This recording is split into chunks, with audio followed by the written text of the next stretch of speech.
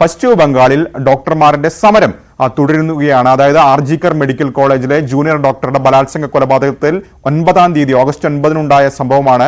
ആ സംഭവം രാജ്യ മനസാക്ഷിയെ ഞെട്ടിച്ചിരുന്നു. പക്ഷേ ജൂനിയർ ഡോക്ടർമാർ സംസ്ഥാനത്തിന്റെ പല ഭാഗങ്ങളിലും ഇപ്പോഴും പ്രതിഷേധം തുടരുന്നു എന്നതാണ് പ്രധാനപ്പെട്ട കാര്യം.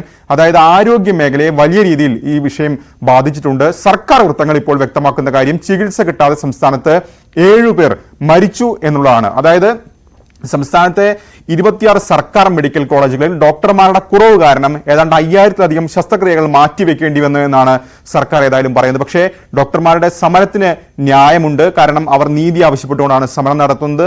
സർക്കാരിന്റെ ഭാഗത്തുനിന്ന് നടപടി ആവശ്യപ്പെട്ടുകൊണ്ടാണ് സമരം നടത്തുന്നത്. അപ്പോൾ പോലും ജനങ്ങൾ വലയുന്നു എന്ന കാര്യം വിസ്മരിക്കാനും കഴിയില്ല. മറ്റൊരു പ്രധാനപ്പെട്ട കാര്യം, നേരത്തെ ഹരിയാനയുടെ കാര്യം പറയുമ്പോൾ വിട്ടുപോയതാണ്. അതായത് ഹരിയാന തെരഞ്ഞെടുപ്പ് തീയതികൾ മാറ്റിവെച്ചു എന്നുള്ളതാണ്. അതായത് 1-ാം തീയതിയാണ് ഹരിയാനയിൽ വോട്ടെടുപ്പ് നടക്കേണ്ടത്. അതിപ്പോൾ മാറ്റിവെച്ചുകൊണ്ട് 5-ാം തീയതി ഒക്ടോബർ 5-ലേക്ക് ഹരിയാന വോട്ടെടുപ്പ് മാറ്റിവെച്ചിരിക്കുന്നതാണ്. അതായത് ബിഷ്ണോയ് ആഘോഷങ്ങൾ